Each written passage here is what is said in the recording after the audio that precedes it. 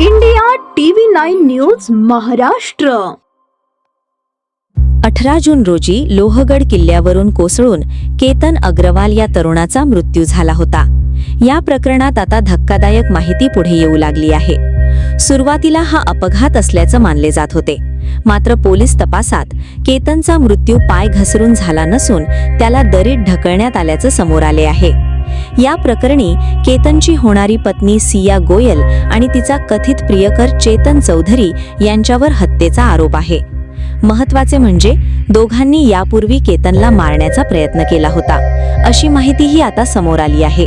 त्यामुळे विविध चर्चांनाही उधाण आलं आहे। मिळालेल्या माहितीनुसार सिया गोयल आणि पुण्यातील मार्केट यार्ड परिसरात व्यवसाय करणारा चेतन चौधरी यांच्यात गेल्या वर्षभरापासून प्रेमसंबंध होते।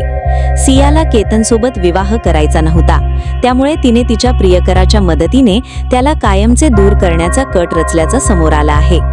खरं तर जूनच्या पहिल्या आठवड्यात केतन आणि सिया प्री वेडिंग शूटसाठी इंडोनेशियातील बाली येथे जाणार होते, मात्र विमानतळावर पोहोचल्यानंतर केतनचा पासपोर्ट गायब असल्याचं लक्षात आल्याने त्यांना परतावे लागले।